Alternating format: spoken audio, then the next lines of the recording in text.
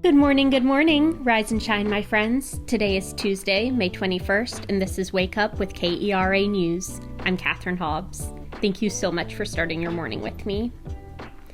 Well, today we've got a high of 89 degrees and lots of sun coming our way. As of right now, the forecast is looking like that sun will carry us through the rest of the week. But if there is one thing I have learned since living in Dallas, it is that the forecast will change very quickly. So don't hold me accountable to that, please and thank you. Of course, however, I will keep you updated as the weather changes throughout the week.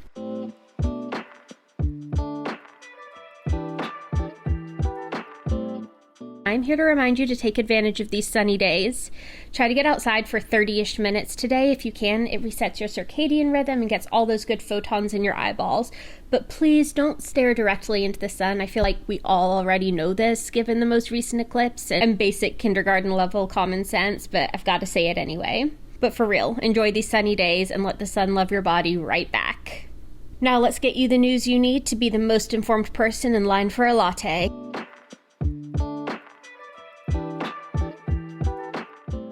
A woman whose baby died after she gave birth alone in a Tarrant County jail cell could see one of the biggest legal settlements in county history.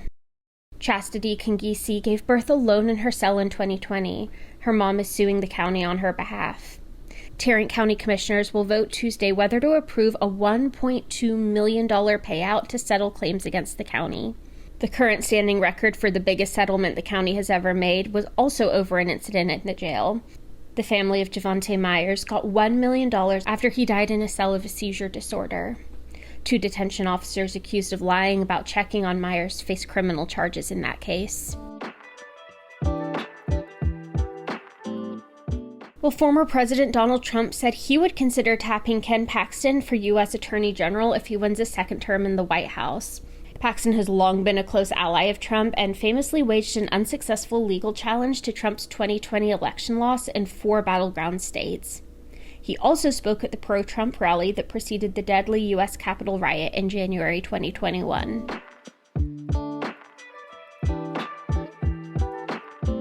As new development pops up in Arlington's entertainment district, one homeowner really wants to be a part of that growth. Her plan would bring a mixed-use development into a neighborhood where some residents have grown tired of living by the entertainment district. As KERA's Kaylee Broussard reports, some have been waiting for the change to come and the offers that go along with it. Tracy Heminger lives in one of her 6 homes on Roosevelt Street. The houses were built in the 1940s, and they have a striking view of AT&T Stadium in Arlington's entertainment district. On days that they might have the stadium windows opened, you can actually hear it and sit in my backyard and watch everything that's happening. Heminger started buying homes in the area in 2011 after seeing people turn a profit during Super Bowl 45. But she wants to do more with her land. Her goal, find and partner with a developer to build something upscale, like condos or townhomes or an entertainment complex. As attached as I am to it, taking care of these houses, I'm ready to see progress. Her plan would bring more change to a neighborhood that's seen plenty since the entertainment district came about. And it's been a busy development year for the area. A luxury apartment complex called One Rangers Way is under construction. So is the National Medal of Honor Museum.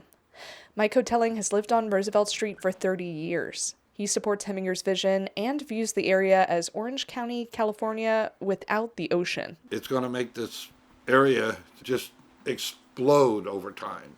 I saw that in California, and I'm seeing it here. The only thing they don't have is the ocean. I wouldn't be surprised if they made one. Some Roosevelt Street homeowners say they're waiting to move, and they're waiting for someone to make an offer.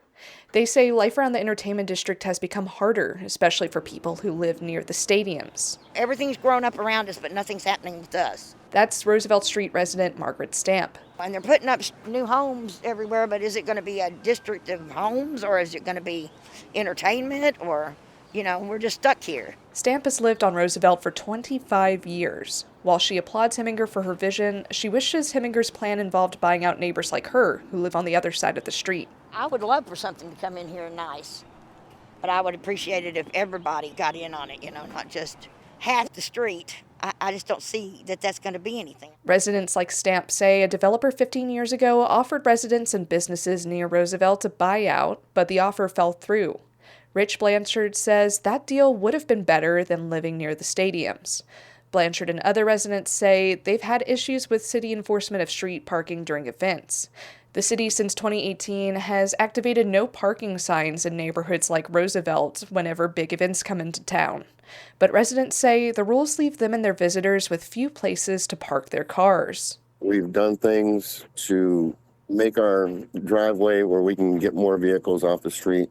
And so now they show up on game day wanting to know why all these vehicles are parked in our yard. A city spokesperson said in an email that residents are responsible for finding a place to park their vehicles. They can also sign up for email reminders to be sent out before the signs go into effect. Blanchard said he's also not thrilled about the idea of a high-rise down the street from him. Now there's going to be a high-rise building built here, which, I got to tell you, I'm not really happy, and I don't really agree with all this stuff. Heminger says she didn't originally set out to build something up to 10 stories high until hearing from developers. 1.3 acres is not enough to build generally what they want to build, and that's where the whole idea of going up instead of out comes in. Heminger says she'd be happy to help negotiate a buyout of homes if a developer is interested. I think number one, most of the residents are willing, and I plan on being the facilitator there. They know me, they trust me. Whatever deal comes forward, Heminger hopes she'll be an equity partner and continue to work with the neighborhood. That was KERA's Kaylee Broussard. Now, neither of our superstar on the road to championship teams are playing tonight, but good news for you if you still need a sports fix. We are in the thick of Olympic qualifying, and did you know that there are a ton of hometown hopefuls competing from across North Texas? That's so cool to me. Okay, so otters might have a little bit of a bad rap due to some of their less dignified behaviors, but they're actually really, really smart. They face tough competition for their favorite foods, and climate change isn't really helping that situation. So what did they do? They adapted, of course. A new study out of Monterey, California found that sea otters are using new tools like glass bottles and other hard objects to crack open tougher prey. This type of intelligence and adaptability is going to be crucial for animals hoping to survive a warming world. This weekend's Togetherland Festival is running really, really low on tickets, so if you're planning on attending the multi-stage music festival, make sure to get your tickets ASAP. More on that at togetherland.com, that's TWO, Getherland.com, and for other events going on across North Texas, you can always check out kera.org/calendar. Thank you so much for starting your morning with me today. I am so glad you take a few minutes to listen each morning. Be sure to subscribe to the Wake Up with KERA newsletter, also by yours truly, at keranews.org, and check us out on Instagram and Threads at KERATX. I'm Catherine Hobbs. We'll chat again tomorrow.